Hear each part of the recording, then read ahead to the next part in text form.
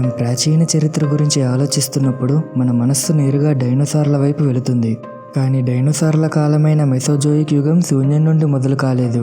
400 కోట్ల సంవత్సరాల నిరంతర భౌతిక రసాయన మార్పులతో రూపుదిద్దుకున్న ఒక ప్రపంచాన్ని అవి వారసత్వంగా పొందాయి. హేడియో నియాన్ అని పిలువబడే మొదటి 50 కోట్ల సంవత్సరాలలో భూమి ఒక అగ్నిగోళంగా మండుతూ ఉండేది. నిరంతర గ్రహ శకలాల దాడులు ఇంకా తీవ్రమైన అగ్నిపర్వత విస్ఫోటనాల వల్ల భూమి ఉపరితలం ద్రవ రూపంలోనే ఉండిపోయింది.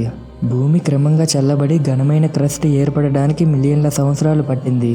చివరికి నీటి ఆవిరి ఘనీభవించి వర్షంగా కురిసి అత్యంత ఆమ్లత్వంతో కూడిన మొదటి మహాసముద్రాలు ఏర్పడ్డాయి. అంటే హైలీ యాసిడిక్ ఓషన్స్ అన్నమాట. ఆక్సిజన్ లేని ఆ చీకటి జలాల్లోనే మొట్టమొదటి సూక్ష్మమైన ఏకకణ జీవులు ఉద్భవించాయి. అవి కేవలం ఆ నీటిలోనే తేలుతూ ఉండిపోలేదు. అవి వెంటనే ఆహారం తీసుకోవడం, పునరుత్పత్తి చెందడం ప్రారంభించి గ్రహం యొక్క రసాయన సమతుల్యతను మార్చడం మొదలుపెట్టాయి. సుమారు 240 కోట్ల సంవత్సరాల క్రితం సయానోబాక్టీరియా అనే ఒక ప్రత్యేక సూక్ష్మజీవుల సమూహం ఫోటోసింథసిస్ ద్వారా సూర్యరశ్మిని వినియోగించుకునే మార్గాన్ని అభివృద్ధి చేసుకున్నాయి. అవి సముద్ర తీరాలలో స్ట్రోమాటోలైట్స్ అనే భారీ పొరలను ఏర్పరిచి ఆక్సిజన్ను విడుదల చేయడం ప్రారంభించాయి. ఆ సమయంలో ఎక్కువగా ఉన్న వాయురహిత జీవులకు ఈ ఆక్సిజన్ ఒక విషం లాంటిది. కానీ భవిష్యత్తులో రాబోయే సంక్లిష్టమైన బహుకణ జీవుల నిర్మాణానికి ఇదే అత్యవసర ఇంధనం. ఆ ఆక్సిజన్ గాలిలో చేరడానికి ముందు అది ప్రాచీన సముద్రాలలో కరిగి ఉన్న ఇనుముతో రియాక్ట్ అయింది. ఆక్సిజన్ సముద్రాలను తుప్పు పట్టేలా చేసింది. ఆ తుప్పు సముద్రపు అడుగు భాగానికి చేరుకుని ఎన్నో యుగాల పాటు కుదించబడి ఆకర్షణీయమైన ఎర్రటి ఇనుప శిలల పొరలుగా భూమి భౌగోళిక చరిత్రలో ఒక శాశ్వత గుర్తును మిగిల్చింది. భూమిపై జీవం ఎప్పుడూ కేవలం ఒక ప్రేక్షకుడిలా మిగిలిపోలేదు. వాతావరణాన్ని, మహాసముద్రాలను కోట్లాది సంవత్సరాల పాటు రసాయనికంగా మారుస్తూ స్నోబాల్ ఎర్త్ వంటి తీవ్రమైన మంచు యుగాలను తట్టుకుని నిలబడిన ఆ తొలి సూక్ష్మజీవులు ఆ తర్వాతి జీవ వైవిధ్య విస్ఫోటనానికి గట్టి పునాది వేశాయి. సుమారు 54 కోట్ల సంవత్సరాల క్రితం కేంబ్రియన్ ఎక్స్ప్లోజన్ అనే కాలంలో యానిమల్ డైవర్సిటీలో భారీ పెరుగుదల కనిపించింది. సముద్రాలలో అకస్మాత్తుగా కాల్షియంతో పాటు ఆక్సిజన్ సమృద్ధిగా పెరిగింది. అప్పటి వరకు సాఫ్ట్గా ఉన్న ఆర్గానిజమ్స్ అన్నిటిలో బయోమినరలైజేషన్ అనే శారీరక మార్పు వచ్చేంతలా కాల్షియం పెరిగింది. ఆ ఆర్గానిజమ్స్ వాటి బాడీ స్ట్రక్చర్స్ని ఎవాల్వ్ చేసుకోవడానికి అవి నేరుగా సముద్రపు నీటి నుండి ఖనిజాలను తీసుకోవడం ప్రారంభించాయి. భౌగోళిక పరంగా చెప్పాలంటే దాదాపు రాత్రికి రాత్రే సముద్రాలు కవచాలు ఉన్న జీవులతో నిండిపోయాయి. అంటే బోన్స్ డెవలప్ అయ్యాయి అన్నమాట. అకస్మాత్తుగా ప్రమాదకరంగా మారిన సముద్రంలో ట్రైలోబైట్స్ వంటి జంతువులు తమను తాము రక్షించుకోవడానికి కఠినమైన ఎగ్జోస్కెలిటన్స్ను అభివృద్ధి చేసుకున్నాయి. ఈ కొత్త జీవ కవచం అంతులేని పరిణామ ఆయుధ పోటీని ప్రేరేపించింది. ఎర్రగా మారే జీవులు మందపాటి షెల్స్ ఇంకా రక్షణ కోసం ముళ్లను అభివృద్ధి చేయగా, వేటాడే జీవులు వాటిని పగలగొట్టడానికి పదునైన దవడలను, వేగాన్ని అభివృద్ధి చేసుకున్నాయి. ఈ ఒత్తిడి సంక్లిష్టమైన సముద్ర ఆహారపు వలయాలను ఏర్పరిచింది. ఇంకా మొదటి వెన్నెముక గల జీవుల పరిణామానికి దారితీసింది. ఆర్డోవిషియన్ ఇంకా సెలూరియన్ కాలాలలో సముద్రాలు రద్దీగా మరింత ప్రమాదకరంగా మారడంతో ప్రాణాలు కాపాడుకోవాలంటే ఎవరూ లేని కొత్త ప్రాంతాలను కనిపెట్టడమే ఏకైక మార్గమైంది.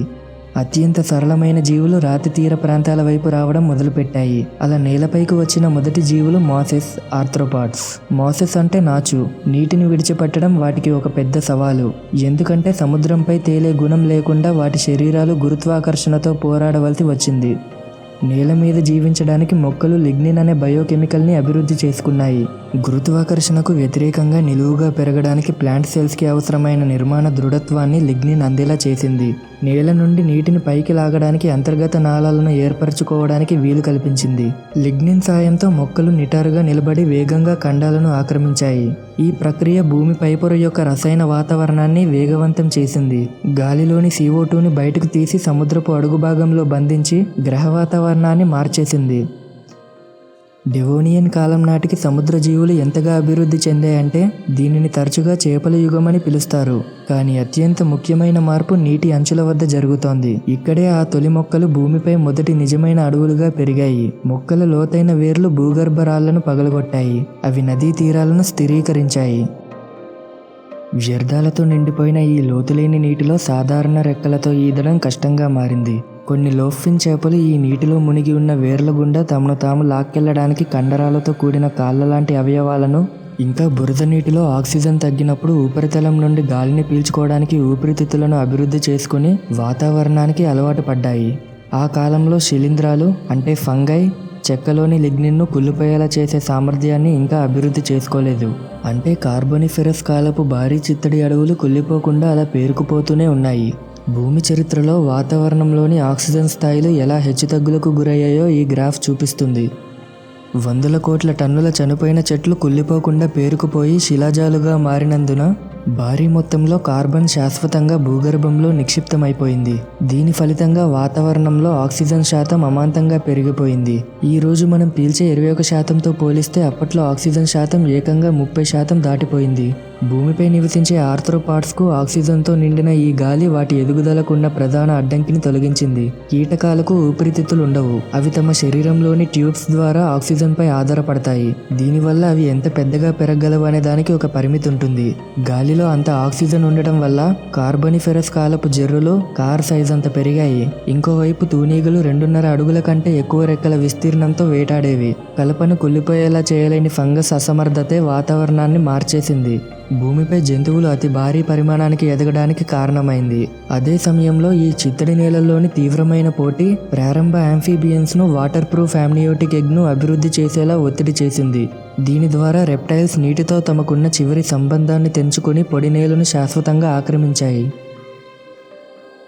పెర్మియన్ కాలం చివరకు వచ్చేసరికి ఖండాలన్నీ కలిసి ప్యాంజియా అనే ఒక భారీ సూపర్ కాంటినెంట్గా ఏర్పడ్డాయి. దాని అంతర్భాగంలో రెప్టైల్స్ ఇంకా క్షీరదాల ప్రారంభ పూర్వీకులైన సినాప్సిడ్స్ మొత్తం ఫుడ్ చైన్ని డామినేట్ చేశాయి. కానీ భూమి యొక్క భౌగోళిక వ్యవస్థ తీవ్రంగా ఎదురుదాడి చేసింది. ఇప్పుడు రష్యాగా ఉన్న ప్రాంతంలో కింది నుండి ఉబికి వచ్చిన భారీ మ్యాగ్మా భూమి పైపొరను చీల్చుకుని పైకి ఎగజిమ్మింది. దీనివల్ల సైబీరియన్ ట్రాప్స్ ఏర్పడ్డాయి. అది ఎంత పెద్ద అగ్నిపర్వత విస్ఫోటనం అంటే లక్షలాది చదరపు మైళ్ళ విస్తీర్ణాన్ని నిరంతరం లావా ప్రవాహాలతో కప్పేసింది. ఆ పైకి వస్తున్న మ్యాగ్మా కార్బోనిఫెరస్ కాలం నాటి లోతైన భూగర్భ బొగ్గు నిల్వలను మండించింది. దీనివల్ల ట్రిలియన్ల టన్నుల కార్బన్ ఇంకా విషవాయువులు విడుదలయ్యాయి. ఉష్ణోగ్రతలు ఆకాశాన్ని అంటాయి. మహాసముద్రాలు అత్యంత ఆమ్లత్వంతో కూడుకున్నాయి. అంటే యాసిడిక్ ఓషన్స్గా మారాయి. ఆక్సిజన్ పూర్తిగా నశించిపోయింది. ఈ చార్ట్ సముద్ర జీవుల వైవిధ్యాన్ని ట్రాక్ చేస్తుంది. 25 కోట్ల సంవత్సరాల మార్క్ వద్ద అంటే పెర్మియన్ సరిహద్దు వద్ద దాదాపు 81% సముద్ర జాతులు ఇంకా 70% భూమిపై జీవించే వెన్నెముక ఉన్న జీవులు అంతరించిపోయాయి. భూమి చరిత్రలో ఇది అత్యంత భయంకరమైన సామూహిక వినాశన సంఘటన. దీనిని ది గ్రేట్ డయింగ్ అని పిలుస్తారు. లక్షలాది సంవత్సరాలుగా నిర్మించబడిన శక్తివంతమైన సంక్లిష్టమైన పర్యావరణ వ్యవస్థలు పూర్తిగా తుడిచిపెట్టుకుపోయి నిశ్శబ్దంగా మారాయి. మిగిలిన భూభాగం బూడిదతో కప్పబడి సంక్లిష్టమైన జీవం జాడ లేకుండా పోయింది. అయినప్పటికీ ఈ వినాశనం పర్యావరణ పరంగా ఒక అల్టిమేట్ రీసెట్గా పనిచేసింది. 400 కోట్ల సంవత్సరాల భూమి యొక్క మార్పులు నేలను సుసంపన్నం చేశాయి.